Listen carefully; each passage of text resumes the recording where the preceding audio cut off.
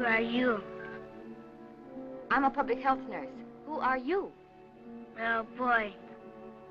Alaskan little boy? Nah, I'm an American.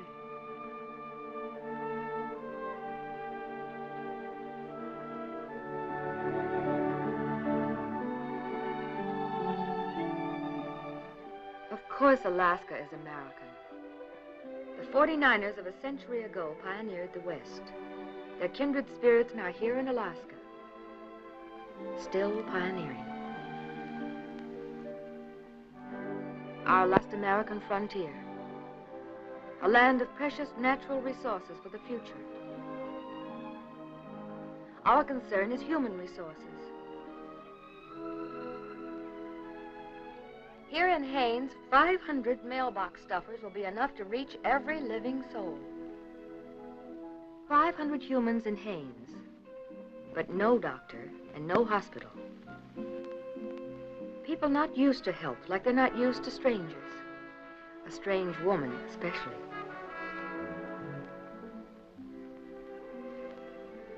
"500 pioneers living in peril for nearly a year since our last visit.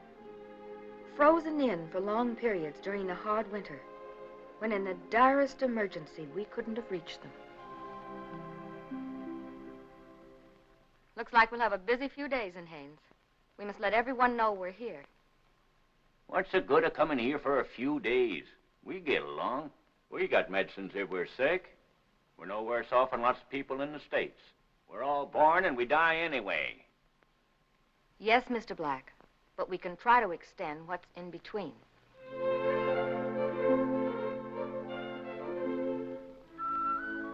Every new day is a new beginning in the age-old struggle of life versus death.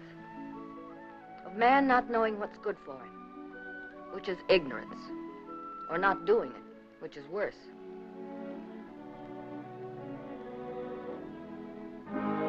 People may ignore help, but they can't ignore sickness.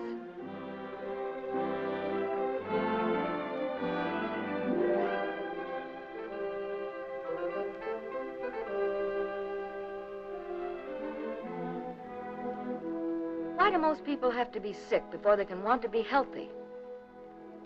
The fact is, 1 out of 6 Americans falls sick every 24 hours. Between one morning and the next. Alaskans not accepted.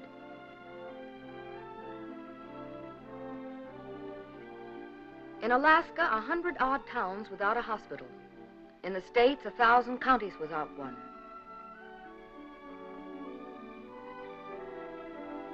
Yet 1 out of 10 Americans will need to go to a hospital this year, if they can get in. There, Mr. Black is right. Alaskans will be no worse off than the lot of us. A woman from Nevada suspects a tumor. She's no worse off than she was in Nevada. She had no hospital within reach there either. We're only a public health clinic, but Dr. Swingy will do the best she can.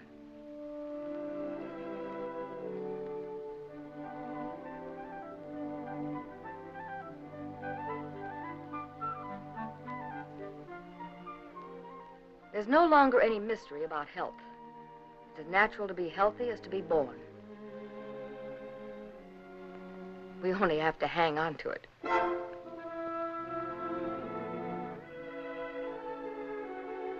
Nowadays, we have less to fear from disease than from the more deadly germs of ignorance and neglect.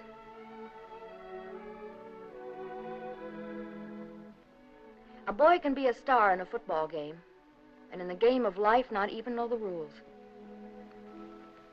We can hardly blame the children. A child may learn in school the proper ways of living, yet still have to live at home according to mother's way.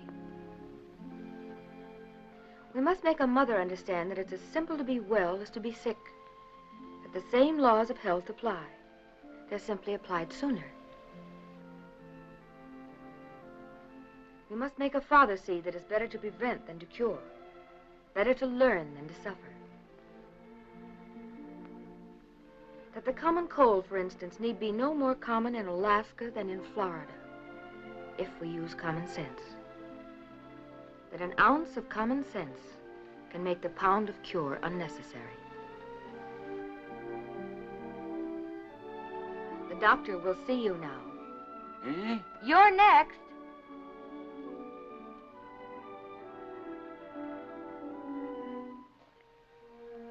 Public health is actually personal health, even personal hygiene.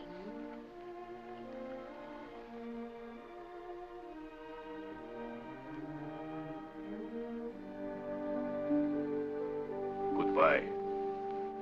Glad you came. I can hear you.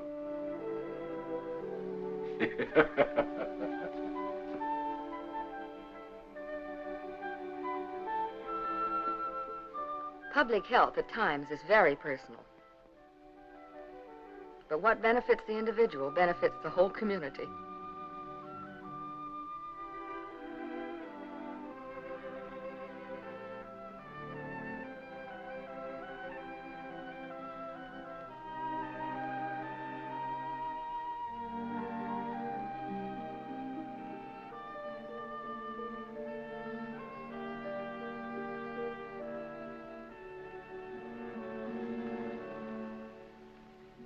His name is Ralph. He's half Indian and a little shy, but curious. We're curious about him, too. Why he should have to limp his way through life.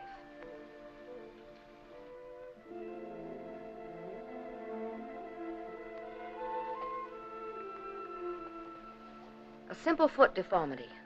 Easy to correct. Minor operation. No problem. But a problem if allowed to go uncorrected.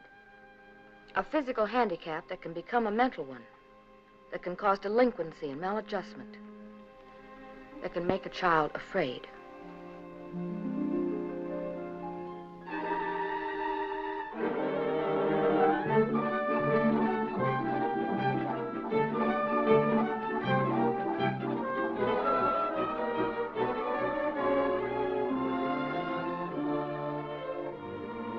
Good morning.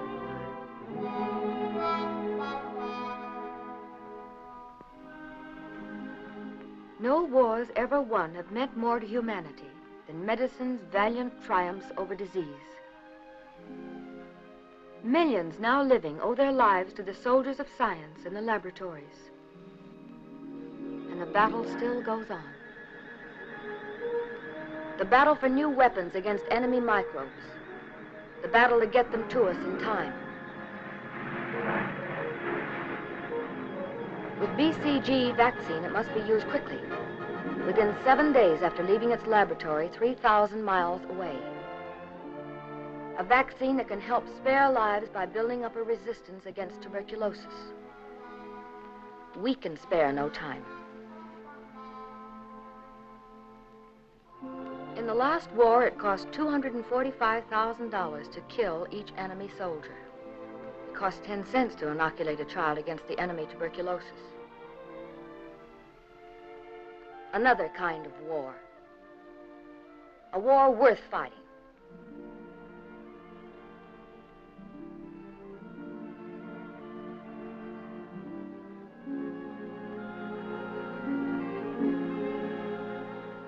We try to look after health by looking after sickness. But sickness itself is not the only problem. Often we must deal with other problems before we can deal with sickness. Daughter does not earn enough to pay for the hospital care her mother needs. Yet she cannot be admitted on charity. Because she owns her house, she doesn't fit the rules. She can get no more on the mortgage.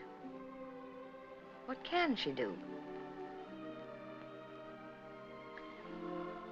Like thousands of others, in rural areas especially, she will come to rely on worthless home remedies. It may do her more harm than good. What else can she do? A hard question and a common one. We must find an answer.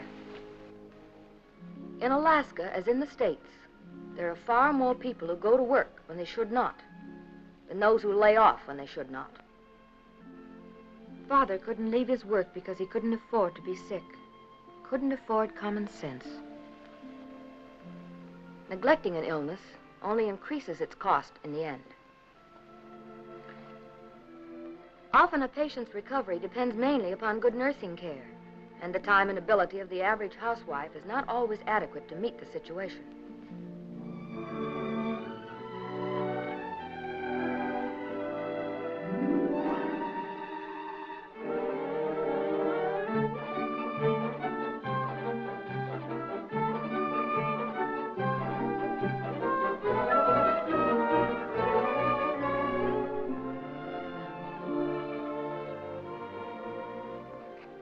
Rural people are naturally skeptical about medical care. They're so used to doing without it.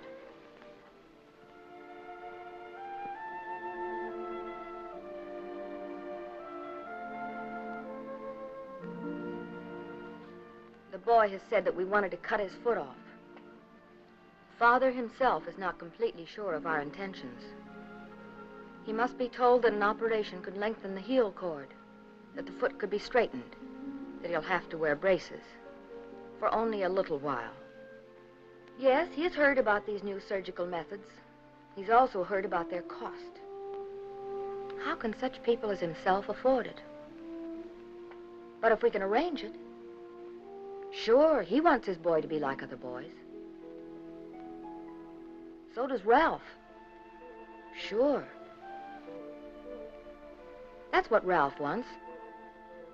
And needs more than anything. Children belong to tomorrow. We can give them nothing more promising than help. We owe them nothing less. They depend on us. They must depend on us, as we must depend on them in the future.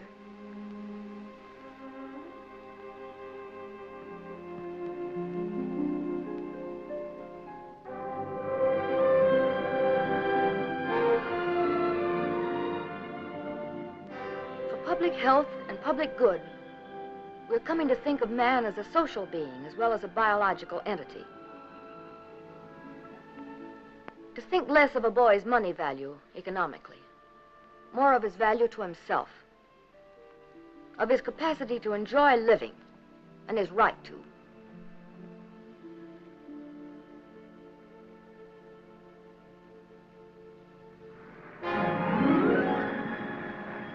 We cannot take care of disease without taking care of the person who has the disease. We cannot treat bodily ills and lose sight of the social ills so often responsible.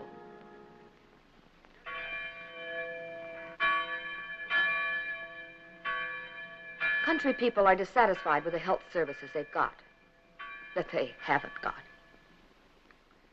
Like they were once dissatisfied with kerosene lamps and outdoor plumbing. They want to look after themselves as well as their sick horse. They want a doctor before they want an undertaker. They want to live like other Americans do, without apprehension and fear. They want to live. We must walk before we can run. A beginning step is the formation of a local health council. What we cannot do for ourselves individually, we can sometimes do as a group, as a community. Why don't we have a hospital here? Not every small community can afford a hospital, nor do they always need one. Sometimes what's really needed is only a new road to make the nearest hospital nearer. Health concerns everyone. Everyone should have his say. Can we have some volunteers? How about you? Will you come up?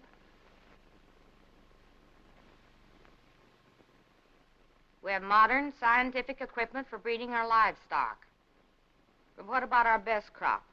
We women are tired of having babies on the kitchen table. Mr. Black, would you come up? Mr. Heinmiller? We had medical care in the service. We got it in the islands and jungles. Places more remote than Alaska. We're still Americans, and I have a wife and children to think of. I say let's do what we have to do to get a hospital here. Hospitals cost money. None of us have too much. We need our money to live on. Hospitals are only places to die in. You pipe down. We've needed a hospital. I'm hardly in accord with the sentiment expressed to Mr. Black. Why don't you spend some of your money? You can't take It will cost too much money. We haven't the money to spend. Americans are always an ingenious people. When put to the test, they invariably come up with an answer. Public health is a group problem that can best be solved on a group basis. By sharing the burden of sickness costs with the community, we can also share in supporting a hospital program. And what is best for the majority is for the majority to decide. Ah, democracy.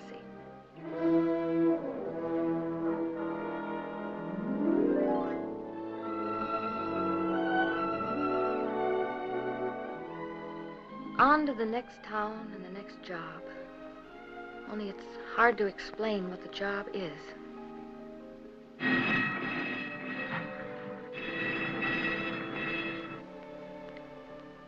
Back in Minnesota, folks don't always understand what we nurses do and why we do it. Even Mom and Dad. It's just that nursing brings forth the love and sympathy that warms every woman's heart. Being a nurse is just being a woman.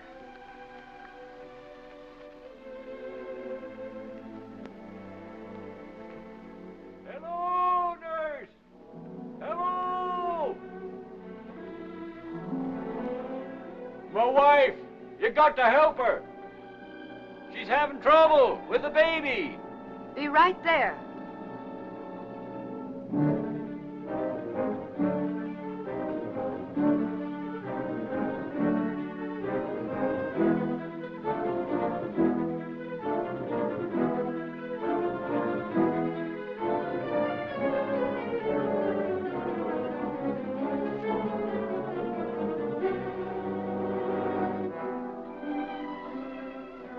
Another rural mother going it alone, unattended, like a hardy pioneer woman, a foolhardy one. Not expecting difficulties, not prepared to meet them.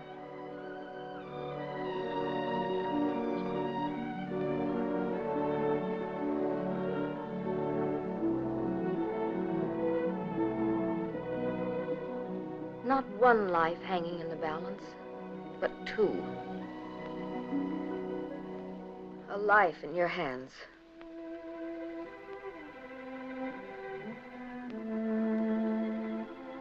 You fight with all the weapons. You hope with all your heart. The mother? Lost. Sometimes you lose against time. Against negligence. Sometimes you win in spite of the odds.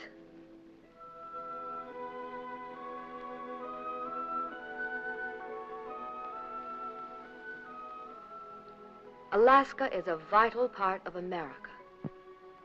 A land with precious natural resources for the future. Without human resources, there can be no future. It's time we see that health is our greatest wealth. That life is too precious to be wasted. We can look to science for the power to command sickness. We can look to ourselves for a greater power to command health.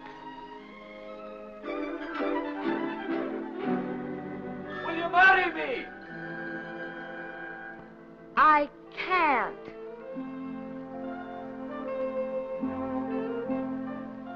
Others have suffered that we may learn, that we may build on the stepping stones of experience. When there is the will to help, there is the way.